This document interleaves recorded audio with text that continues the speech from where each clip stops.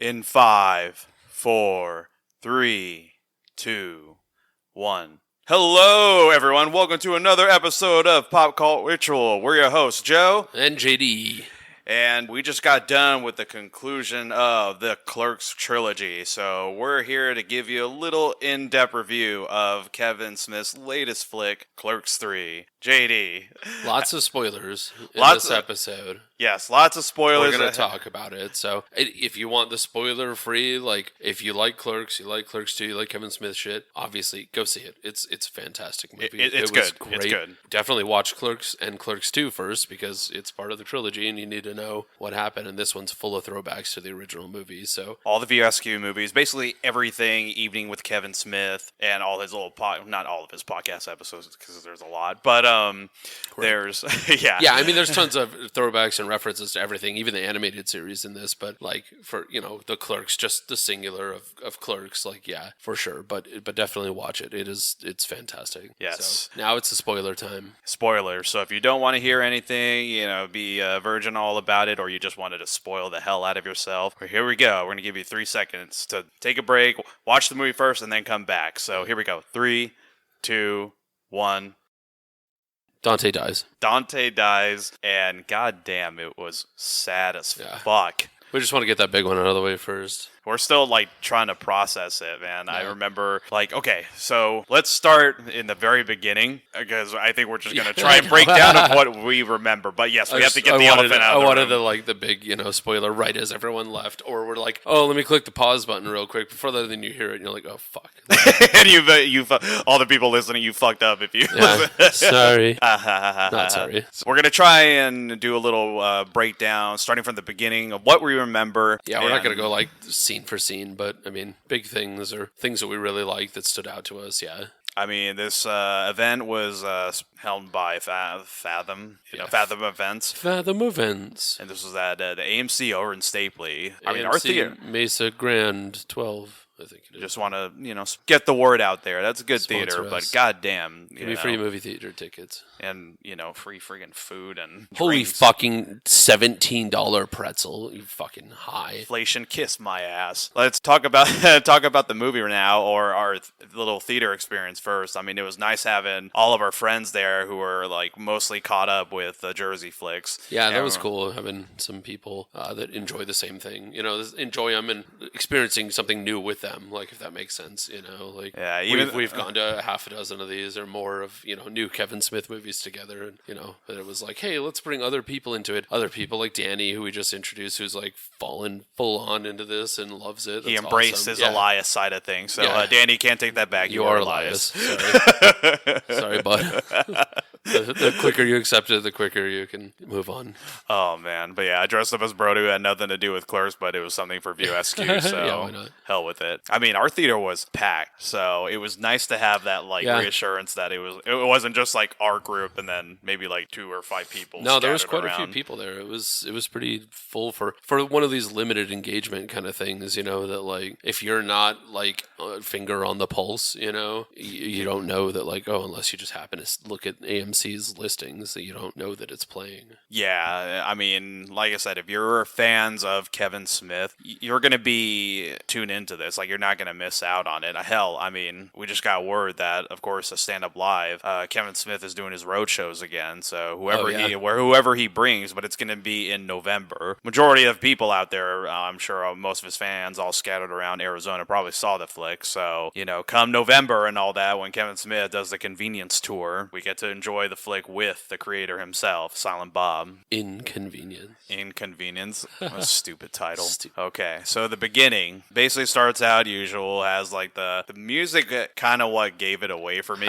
When they played My Chemical Romance, Black Parade, I was like, okay, something's up. Something bad happened. And it starts off with Dante, he's opening up the store, how you see it. Something's a little off, because you're usually you want something a little, kind of Nothing But Flowers, in Clerks 2. But something was off until we get the first tidbit, as soon as he, takes the, keys off the lock and everything. He finally scrapes it. You finally see him do it after all these years. He finally just, hell with it. But then as soon as he sets up the store to the music of Black Parade, we cut to Becky's picture, a little newspaper clipping. It was her obituary. Rest in peace. Yeah.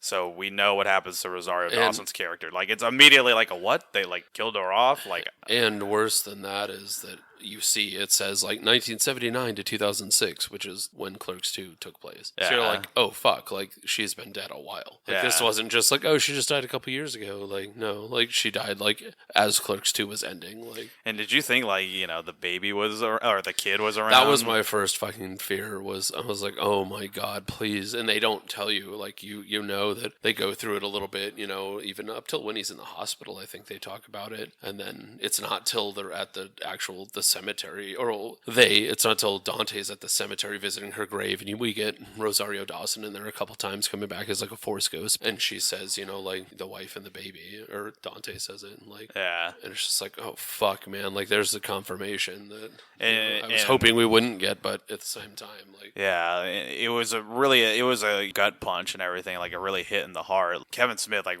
really just relentlessly is destroying Dante. yeah, Like, we thought they would have the happiest ending. Like, Clerks 2 can never end happier. right. And then that happens, that bombshell, and you're like, ugh.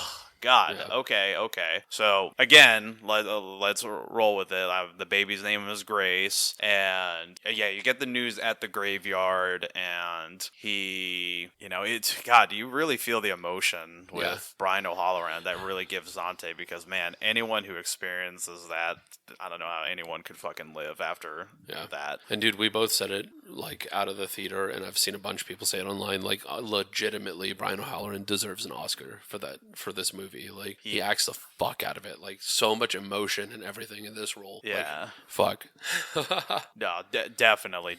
Brian O'Halloran, 2022 Oscar belongs to you. Just hopefully Will Smith doesn't come and smack you. Because you were supposed to be there today. But I thought, like, when she died, because you get a glimpse of, like, what happens, like, her coming into the ER. And I thought, like, oh crap, it's going to be like Jersey Girl. She died during childbirth and all that. And, come to find out towards the end, I think they were struck by a drunk driver. Yeah, drunk driver hit her. Damn, that really did suck. And so let's continue with the rest of the flick. So we cut to them, callbacks to all the guys playing on top of the store now. They're playing hockey. Yeah, that was cool. The comic book men were there. The comic book men were there. Ernie O'Donnell, Vincent Pereira, and who's the guy from Impractical Jokers? Oh yeah, I don't remember which one was there. They had other ones at the audition. They had other ones at all of them. Yeah. But, Oh, that's right. They were all there. Yeah, but it was cool seeing them, and I was like, so and so. Quinn. Quinn. Yeah. Quinn. Yeah. Yeah, someone was saying, like, that's the last time you're ever going to see, like, all those guys together. Yeah, I guess Joe Gatto, like, went through some personal shit. He got divorced, and, like, he's like, yeah, I'm out. So he's, like, not an Impractical Joker anymore. So just the three dudes on the show. Really? I was like, oh, wow. I stopped watching it a while ago, not for any reason other than just, like, Yeah, there's some connection still, sort of. But yeah, exactly. It's, I was like, oh, that sucks, but... So they play. You could definitely feel, like, as soon as, like, the intro credits are playing, you could feel kind of like, for those who are really like film or tour and all that, not really, but just could see that, like, when they get to director of photography, Dave Klein's missing. Yeah. When you get to producer, like, we were like, Scott Mosier, executive producer, there's no Scott Mosier on there, and you're like, oh man. See, and it's so weird because, like, he had a quick little thing in the movie. Maybe I'm just not a film, like, whatever. You couldn't just, like, put his name as a producer. Like, people on fucking, like, Indiegogo get listed as a producer for giving money, like, or executive producer, hey, or associate producer. Scott, give me $10 and you're a producer. Like, let me throw your name in the fucking credits, dude. Like, why not? Stuff like that always makes me think, like, it's probably like a union thing, so that's the thing. Yeah, they can't, that's like, true. Producers Guild probably has some bullshit about that. Yeah, you were definitely missed, but it was nice having your little cameo during the auditions. Yep. Was he Willem? Yeah. Okay, he was Willem. Yeah. Okay. We cut to downstairs and enter Elias, kind of like mid-30s Elias, basically the same age as the guys were back then. And he has like a little... too. Yeah, apparently he has a little brother or something like that, or... No, it's just his friend. Just his friend? Yeah. Another Silent Bob-esque character? Basically. I don't even remember his name, but... Yeah, but it's Harley Quinn's boyfriend, Harquin Smith's boyfriend, so we'll just call him that. The kid from Scary Stories to Tell in the Dark. I heard, like, some folks jokes saying like he was like, yeah, he was in no, he didn't add anything to the story. In this? Yeah. Yeah, he was. I mean, he was okay. Like He didn't definitely, destroy it. Yeah, I hate to say that, but it's kind of like, hey, do you have a part for me, future father-in-law? He's like, I guess I'll, write Elias as a sidekick who doesn't talk the whole movie, so he doesn't, until the end, and then he doesn't like contribute anything. Like Elias could have done that by himself, but it's just like, oh yeah, he has a friend now. Yeah, like he's only useful towards the ending of the movie, and then there's like a little wink, wink, with him and Harley. So it's can you imagine how weird that would be if they broke up? Right. sorry, but it's kind of like don't jinx it. Yeah, knock on wood. Happy for you guys. Happy relationship. Anyway, positive thoughts. Anyway, thoughts and prayers. So we go through the flick. Elias and his little Silent Bob friend, they have this cryptocurrency, this kite business, Christian Crypto Coalition. Yeah.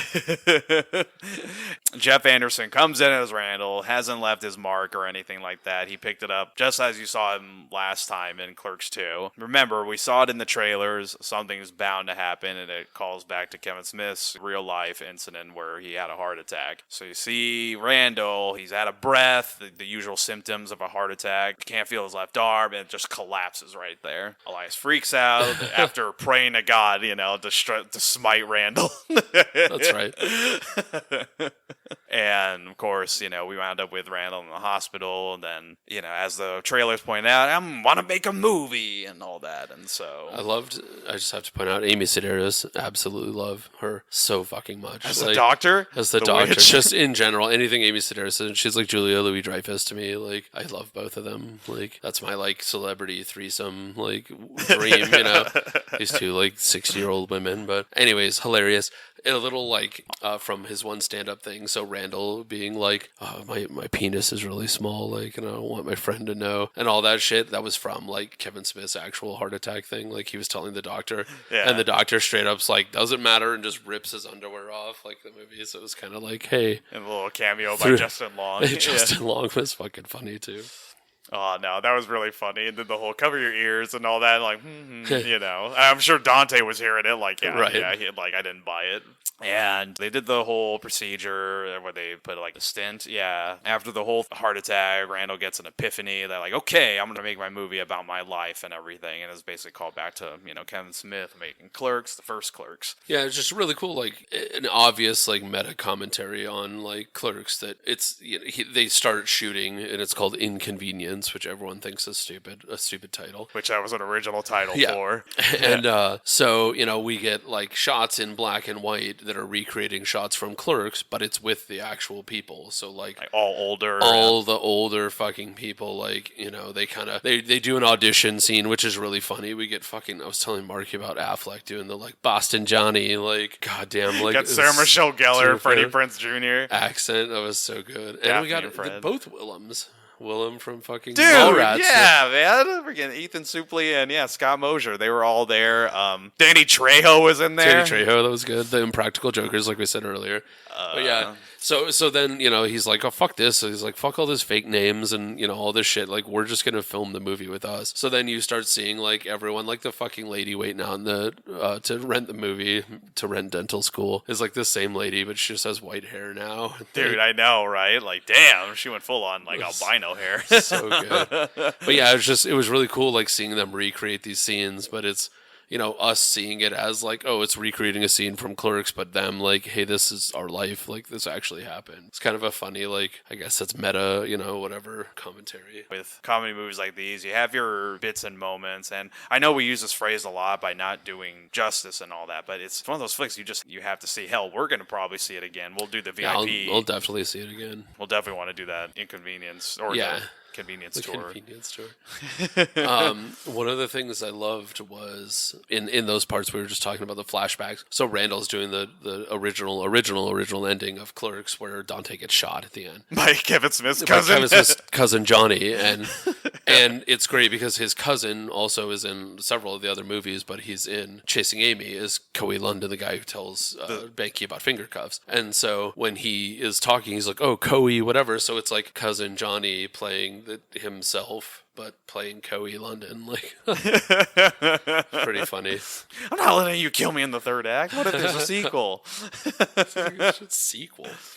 They talk about adding, what is it, Elias? He says something along the lines of, like, let's add Jay and Silent Bob in there. Oh, yeah. Like C3PO, R2D2. They're really good in the first movie, and then they just keep slapping them on the lunchboxes and shit. That was really good. Hell, I mean, when you really think about it, yeah, that's how anyone would see them.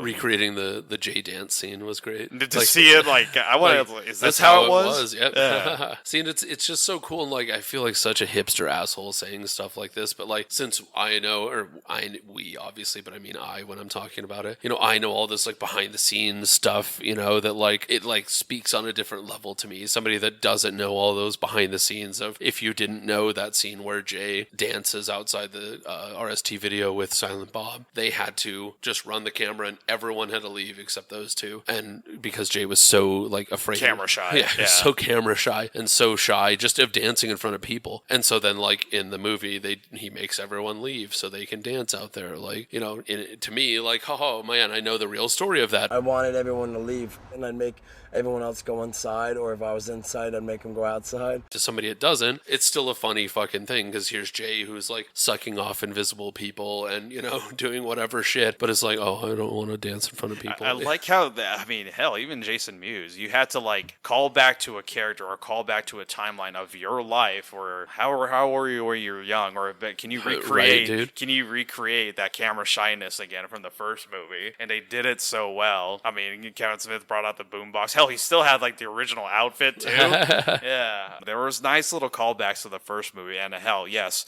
JD and I, we watched like the documentaries and all. Like, again, Snowball Effect was definitely a big one in this. So after the movie, Dante, in order to fund the movie, Dante has to hit up his old ex-girlfriend Emma, who was basically ex-fiance. That's right. Who was loaded, had the money, but then was willing to give all of his half of Quick Stop to her as collateral for the whatever 50 grand to make the movie. He went those lengths just to like get Randall's movie made. Right.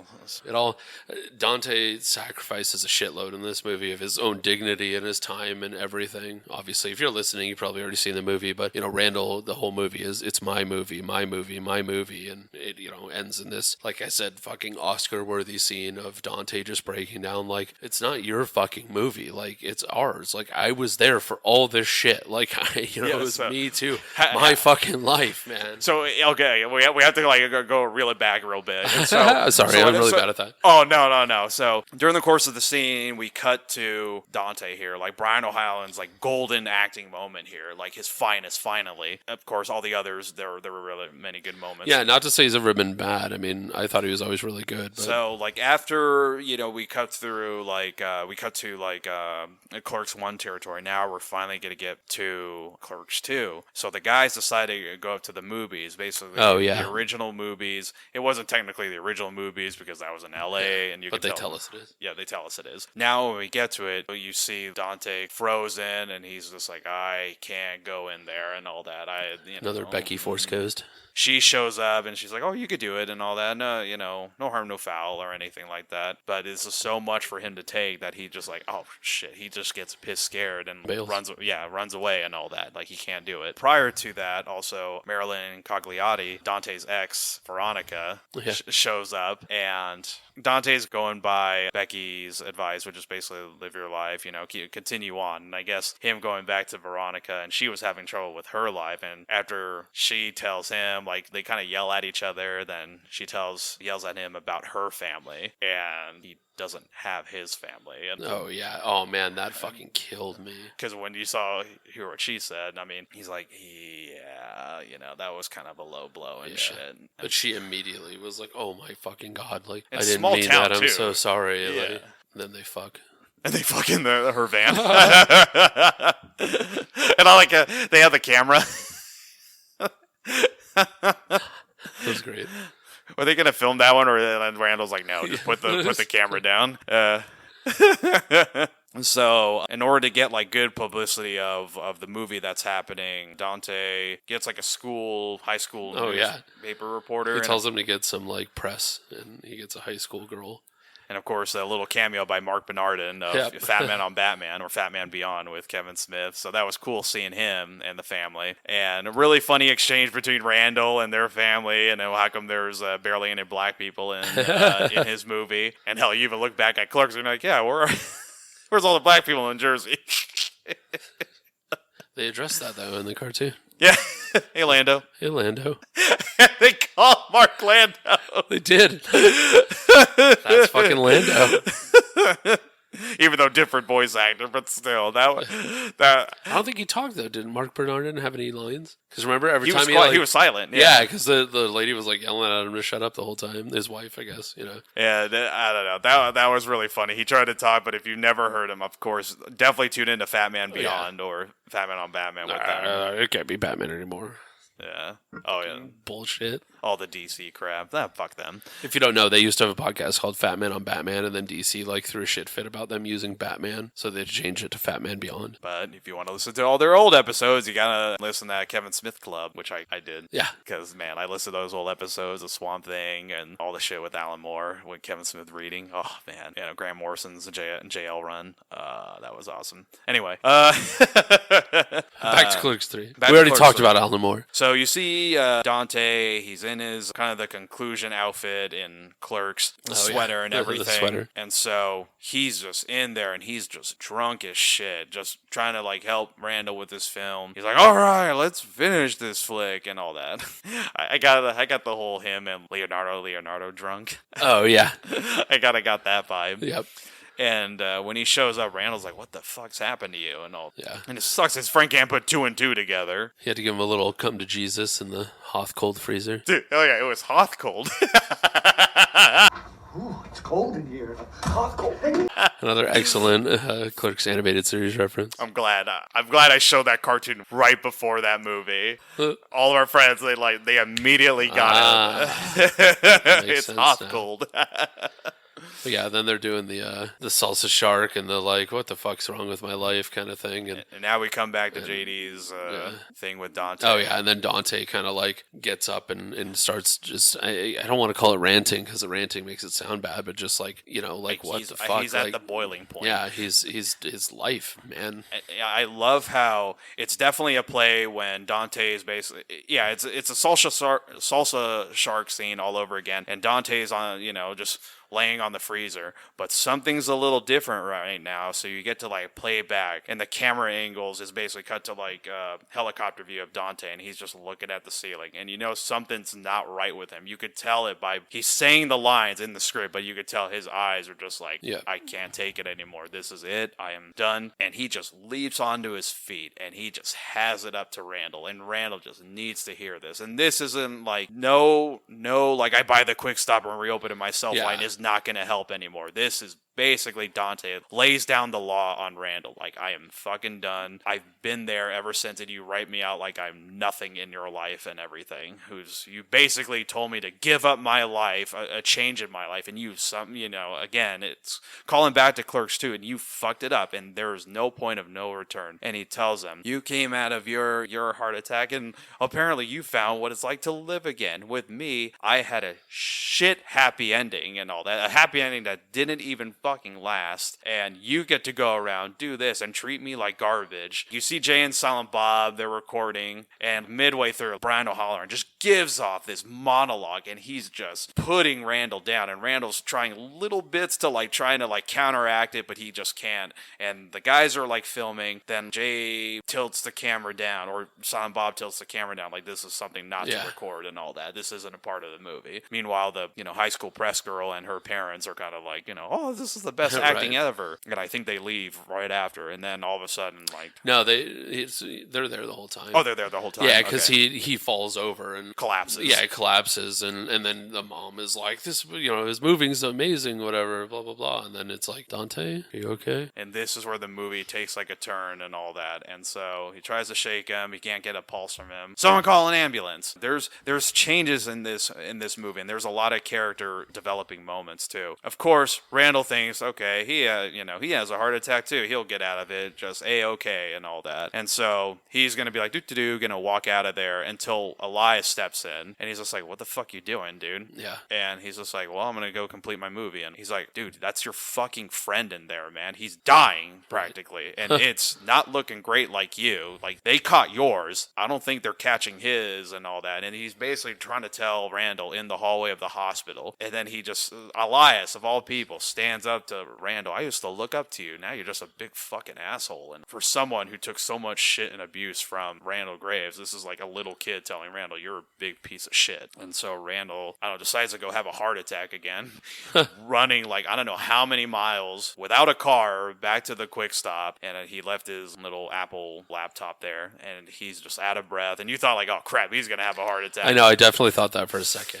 Like, and you're like, trying to get back in the hospital next to Dante. Like, yeah, because the hospital staff, they wouldn't let Randall in. No way, you ain't coming back here. And so I thought that was like his way of trying to get in. Of course, he gets in, but he's doing something on the laptop. He enlists the help of Jay and Silent Bob, like, hey, you got to help me get into Dante's room. For a moment, Jay and Silent Bob are like, yeah, let's do this. And you think it's going to be like a big break-in. Jay tries to distract the staff, and they follow him. Meanwhile, like, Silent Bob, like, oh, hey, you can go in and shit. Randall sneaks into Dante's room, and this is way different than how Randall had it, because... Yeah, Randall was there conscious, like, you know, a little loopy, but just like, what the fuck, you know, oh, yeah, it can't be that bad. And, like, yeah, we come in and Dante's, like, intubated and like, out. He's just basically like stroke. Like there was like no fucking way of trying to come out of this. And so he's just basically all tubed up on a breathing apparatus, and just kind of like, he knows Randall's there. He could kind of like see him and all that. And you don't know if Dante is pissed. He's just kind of like looking at him, and he's like, hey buddy, you know, I got something to show you. You think that Dante in his last few moments are just kind of like, go away, asshole, I don't want to talk to you or anything like that. There's a moment he brings up like the little hospital table, and he's like, here, you know, like, this is what I cut for the movie. And such a great moment in this, and you think we're finally going to see all the scenes acted in from all the people that were older now from the first Clerks movie. We're going to see the scenes fleshed out and all that, but they did it so well that when the movie played, you're finally seeing Clerks 1. So now we've come full circle now with the movie, and you're seeing young Dante Hicks driving up, how we first saw him coming out of the closet, you know, driving up to the store, just everything is building up, you know, all the moments, Star Wars, Caitlin, and the ending of Clerks 1, then we get to Clerks. Just right before Dante holds Randall's hand, and it's, you know, for some people you think that like he's just like, stop, I don't want to see this movie and all that. Right. When you see it, he's basically holding on to his friend. Like, this is the last time I'm going to see you, man. Yep. And the movie stops for a bit, and then we basically enter Dante watching the movie, and you're thinking, okay, this movie time jumped, and you know, coming out of the heart attack, and you know, he's watching like the film and all that alone, and wow, this is great. But also, you're like, I know what's happening. You know. This is Dante's sitting there in an empty theater, and he kind of looks around like, oh shit, and watching the movie. And then enter Becky again, and she sits right by him, and it's basically all that little kindled love from Clerks 2, and they're all like kind of like snuggling and all that, and they're watching the movie play out. And shit, we're gonna try and make it through this, because it took a while to process this. And so they look at the movie, and Dante just smiles and all that. He sees this, and he just stands up, and Rosario Dawson, Becky, she goes like, whoa, did you want to stay, you know, for the whole thing and all that, watch it all? Dante says along the lines, I trust the director. I trust the director. And they both get up together, and in that moment, she takes her husband to the pearly gates of heaven by walking out the exit doors of the theater. Cut to, we could hear the medical beeps and all that, like Dante is flatlining, and you see Randall like, oh my god, you know, like, you know, please man, you know, he's trying to say the line from Clerks 2, please man, don't leave me. And so, don't fucking leave me, man. Don't leave me. You know, that fucking killed me. And you can't help, because you're just like, you're watching it, and so what happened is wow. And so what happens is that doctors all come in, and Randall can't do anything right now. And next thing you know, cuts to bright sky, cut to the funeral, and Dante has passed. Now it's permanent. And this is permanent. This now we isn't- know. this Even is up till like- that moment, I was like, he's gonna pull through, right? Yeah, he's gonna pull through, and no, Kevin Smith was real ballsy, and I know I've been seeing a couple interviews, and he he wanted to kill Dante since the first movie, but right. he finally did it. Shit, even with Randall. When he says, I was going to basically give a eulogy, like what Kirk gave to Spock in Wrath of Khan, because I would have fucking done that for my friends. But I'm more of a Star Wars fan. So I like to say, live long and prosper, may the force be with you, and I'm just going to say this. You're not even supposed to be here today. I've been holding this in for like almost 2 days now. Because I was, looking at my friend. I didn't want to cry. I mean, yes, there was like a tear or two. I'm looking at my friend JD on my right. I hear sniffles. Who's crying like a bitch several times. I in haven't this heard movie. these, and I'm gonna say this because I haven't seen these friends cry since fucking Toy Story 3 when the toys are about to be incinerated.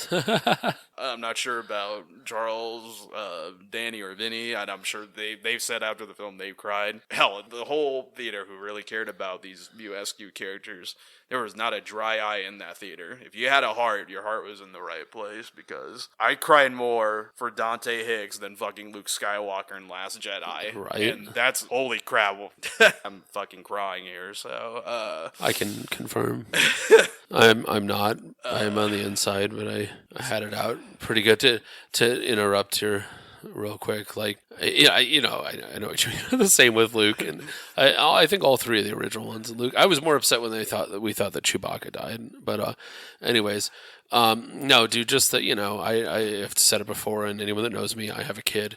And he's almost 2.5, and just anything with kids now fucking kills me. Anything with kids, loss, grief, parents, anything like that. And so like that confirmation from Becky that like her and the baby died, and Dante being like, what the fuck am I supposed to do with my life? Like absolutely wrecked me. I got home, like I stepped through the door and just broke down, like sobbing to my wife. And I was like, I don't want to spoil the movie for you, but like I need to fucking talk to you, like, and just tell you this. I didn't tell her the end part, but I told her about Becky and that, but I couldn't, not deal with that. But, absolutely Dante dying, it hit me hard, but it struck us so hard, like we couldn't even go to sleep properly. Like I woke up like at 2 a.m.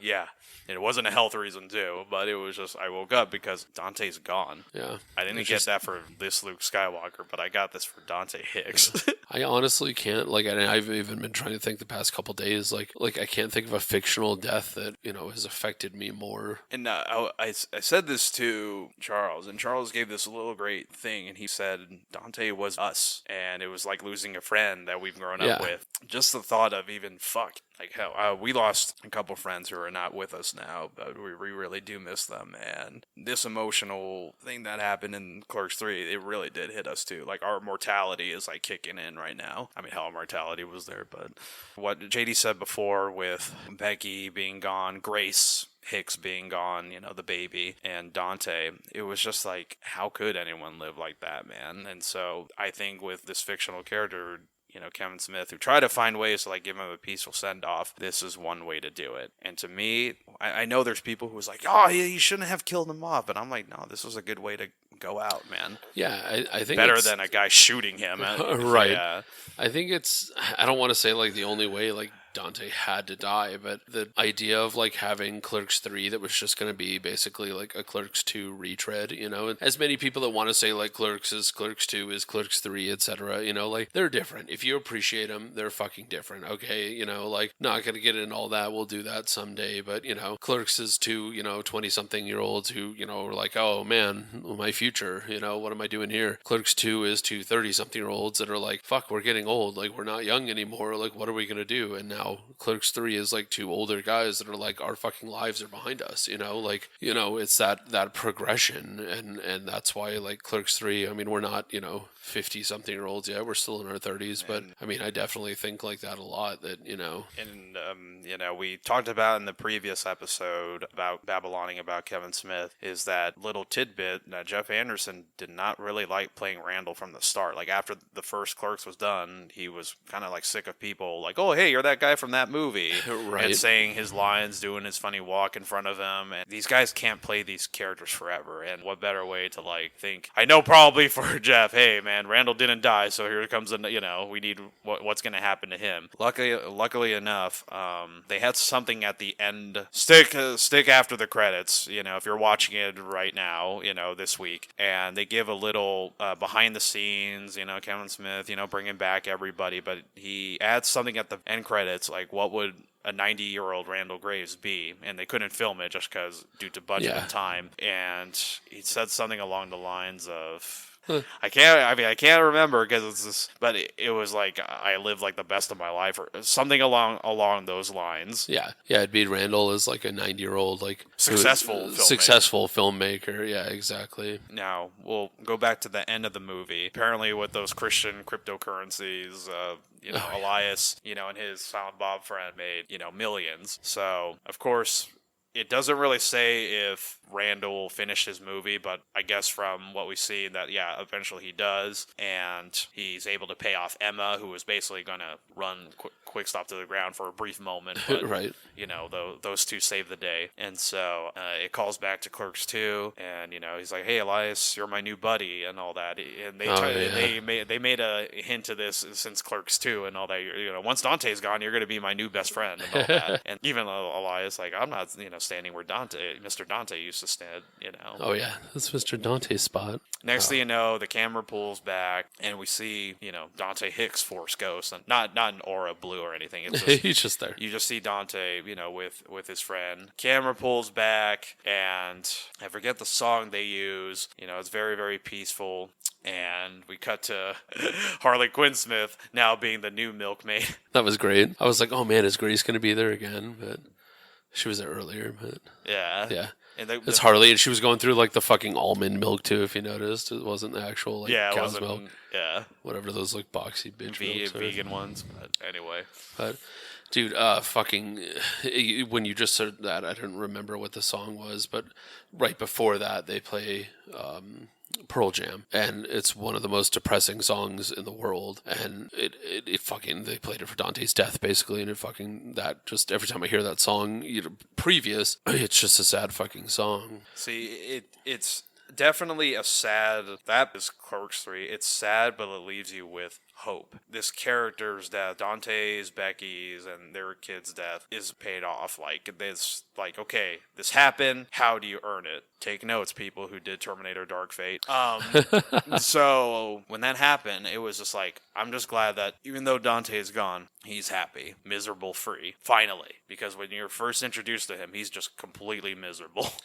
Right, yeah. Yeah. Now he's free from in a better place, we're assuming, the end, or not the end, but where Randall is showing him the movie. I don't know if you were a big Scrubs fan, but the show Scrubs is one of my favorite TV shows. So the what should have been the fucking series finale for Scrubs, not to go on a whole another tangent, but it was the series finale, and then they made another really shitty fucking season after that. But the series finale is basically JD walking down the hallway and like seeing all the patients over the years that he's dealt with, some that died, some that, whatever, and they're all kind of like waving him off because he's leaving, everyone's going their own ways, and he goes outside and there's this banner that says like, good luck JD or whatever, and it just plays like they're watching like a projection or like he's watching a projection of his life before and then, or like, in the hospital, how he evolved. And then like in the future as well, like, which shows you like what happens basically with Turk and Carla and him and Elliot and all this shit, and it's all set to Peter Gabriel's version of the Book of Love, and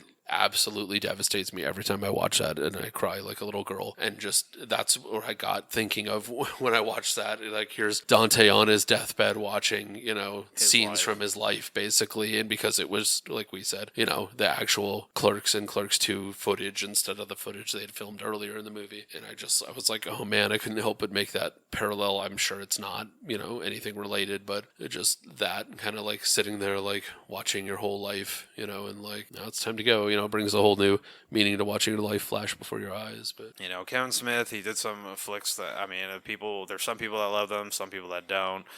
But this was definitely his finest movie since Clerks 2. Not to trash on the films in between or anything 100%. like that. No, it was just like, this was definitely another home run. From the fans, true fans, the people who loved it. Kevin Smith, you can't hear or see it, but yeah, I wrote this in the post. Your 8-minute, probably 9, 10, however many minutes Right. standing ovation. You definitely deserve this because thank you. I just hope there's like, it's kind of the same thing I had after Clerks 2, that I was like, please don't make a Clerks 3, because Clerks 2 has fucking beautiful, perfect ending.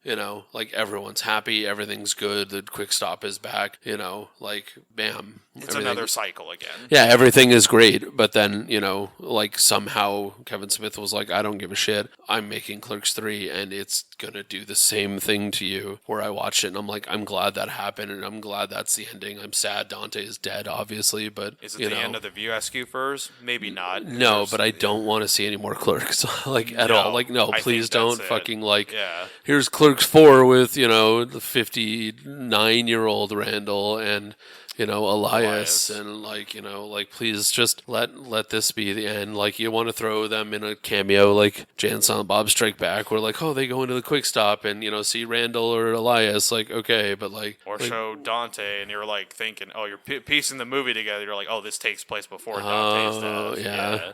Don't do any of that shit. Just let this be. To us, it was definitely a good movie. Definitely worth one owning physically, just because. Oh yeah. Yeah. Walmart's gonna have a special edition that comes with a T-shirt. Really? Yeah. Hey, we'll definitely put the link when that comes up.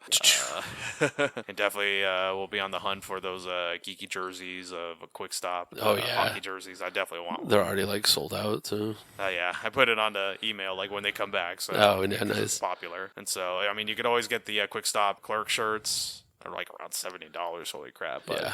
For a movie like this and something to represent in November for the convenience store here in Phoenix at Stand Up Live, definitely. And we're ready for another round of crying again. So right. This time with Kevin Smith, who's a big crier. I'm gonna cry when I see him too. Are you gonna bring Holden?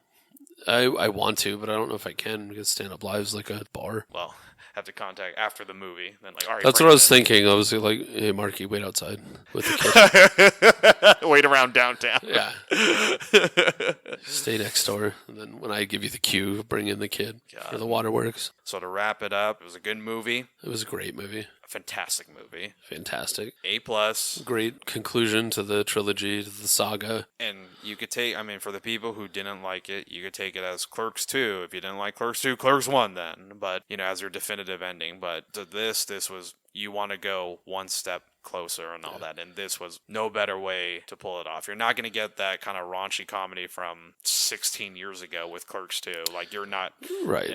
Yeah. For anyone that didn't like this movie, like, that's fine. I get it. I've seen a bunch of people saying like, oh, you should stick to it. It's such a weird. I know we're wrapping it up, but like Kevin Smith fans, there's Kevin Smith fans that like really appreciate his writing and his talent for conversation and dialogue and all that shit, and then there's Kevin Smith fans that are just like, be Cheech and Chong, like literally like in Chasing Amy, with fucking Holden talking about Blunt Man and Chronic. Yeah. When he's like, these dudes are like Bill and Ted meet Cheech and Chong. He's like, oh, I like to think of him as like Rosencrantz and Guildenstern meet Vladimir and Estragon. He's like, yeah, who? It's the same kind of thing. And like, and it again is me being like a hipster elitist, but like, you can like whatever you want. If you only like the like dumb stoner comedy part of Kevin Smith, then cool, like that. I like all of it. I like all of it, and I especially like the drama shit that makes me cry. So And the whole thing from last episode, I always wanted to see Kevin Smith write something great when he's stoned. And yeah, that's funny that we just talked about that too. yeah, and what do you know? He did. He pulled he it did off. it. He delivered. This would definitely. I would buy some. I would buy this when the movie comes out. When the movie comes out, this is something we would all buy just to make the collection grow. So I think it's like first week of December. first week of December. If the things people have already posted the links and it was like Walmart, the exclusive one I was telling you, and it says like delivery by December 9th. So assume like the first week of December when it's out. And this is a Halloween movie too, because I mean, when Amy Sedaris shows up as the doctor, Oh, yeah. she shows up in a witch's costume. So I'm like, oh, this is a Halloween movie. She's going to a costume party Yeah. that the mayor is going to, and the chief of police. And if this movie sparks some interest about making a movie, I say go do it, man. Because hell, it's been almost since we first met. We're still trying to get a movie off the ground, so we got to use the store, man. But Let's do it. Yes. All right. That's to wrap up this Clerks 3 review. This is Pop Cult Ritual signing off. I'm Joe, JD. and we'll see you next time. Bye. Snoochie Boochies. Snoogans. And rest in peace, Dante Hicks. And Becky and Grace.